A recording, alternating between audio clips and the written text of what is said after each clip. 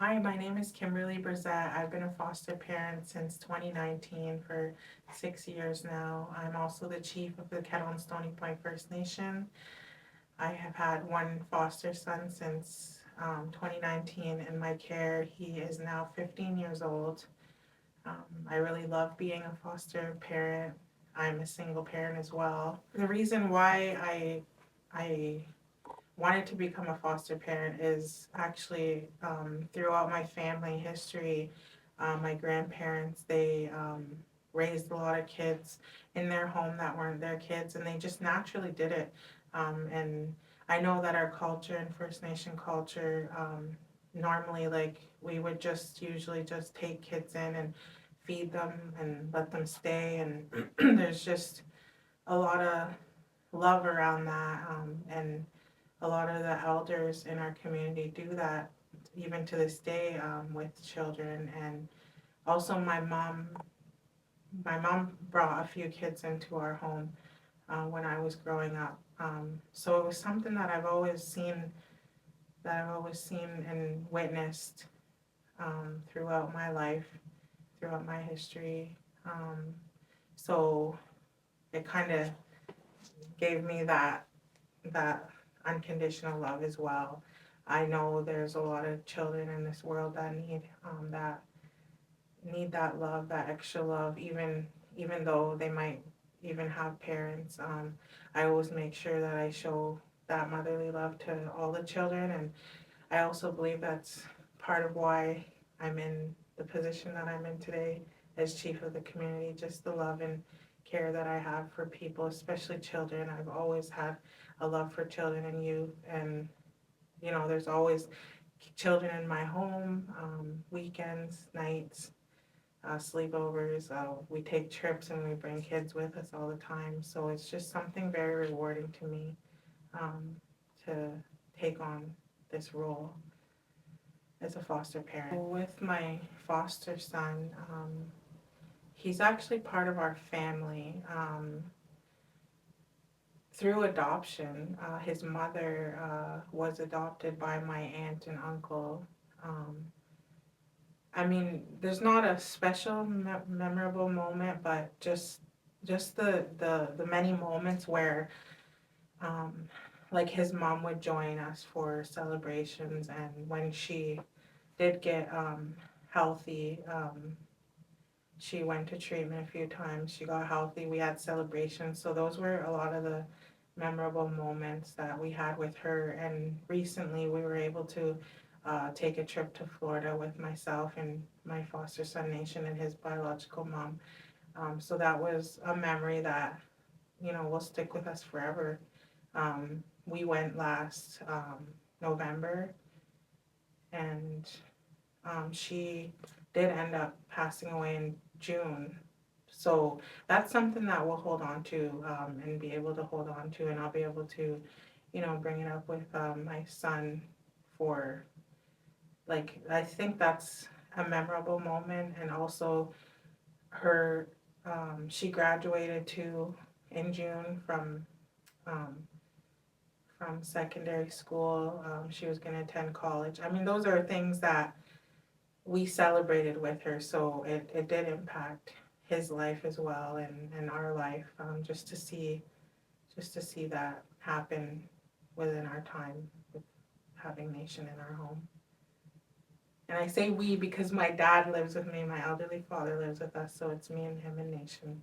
My advice would be to um, keep going, even though it gets very, very difficult at times in the beginning. Um, Sometimes it feels like you want to give up, but don't give up. That would be my advice, because it's really worth it in the end. The changes that you see, um, when you bring a child into your home, they don't necessarily have structure, they don't have a routine, they don't know that love, that unconditional love. Um, there's a lot of things that you can show them, and you'll see the changes. It does take perseverance for sure, and that would be my best advice, is to just push forward, it is very difficult in the beginning. It was for me, and there is times when I wanted to give up, but I kept going, and I see the fruits of that labor, and I believe that you can just keep pushing forward, and you'll see, and you'll feel that joy after knowing that you have impacted that child's life positively. One of the challenges that we recently faced was losing my foster child's mother. She was also part of our family. Um, he's had a lot of loss in his life, so I think that would be one of the challenges that I've had to deal with. So I'll just explain what happened. His mother finally went to treatment. She was there for a year, and she was doing really well. Um, and we started having regular visits. Like I said, we went on vacation.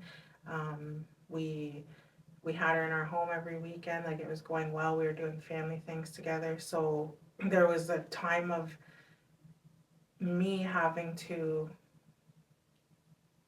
mentally prepare myself to be ready to let him go back with his mom, which I've supported the whole time he's been in my home. I've supported the visits. I've supported his relationship with her, and um, so it was a time of me mentally preparing myself to know that he's gonna go live with her, and I always knew that it would be like we would always have that good relationship because we always have our whole lives, like the three of us. So it wasn't too challenging, but I just knew that he was gonna have to go live with her sometime, and I didn't know where that would be because she was living in Toronto, far away. So that was a challenge. And then she did end up passing away in June, and that was about 6 months after she had left treatment and gotten better and had her own place, and she had a job and graduated. There was a lot of things. So the challenge was then it was just a lot of mixed emotions, because now I have to support him in a different way. So just learning to support him in that other way and be there for him, and be there with him through the grief and the anger and the loss. And that has been one of the biggest challenges for us, the behavioral that comes with it. But in the end, it's the same thing. You just show them the love, you show them the patience, and you persevere through it, and just always make sure that you reach out for supports from family or agencies or counselors or whatever's needed. He's in a lot of different sports and programs to help him, and there are times when he has his times when he's upset, and I just give him that space and that time, and try to just be there for him the best that I can. The agency is very good, very supportive. They've always been there for us, and anything that we need or anything that my foster son needs extra, they either provide it or try to find different ways to provide that support, whether it be counseling, whether it be family support, whether it be sports, everything they've been very supportive in. And they're also very, they communicate very well. Usually we send an email or a phone call, and right away I usually get an answer. It's not waiting days or anything like that. So they've been very supportive and making sure that, everything that we need, we have. So it's been a great experience.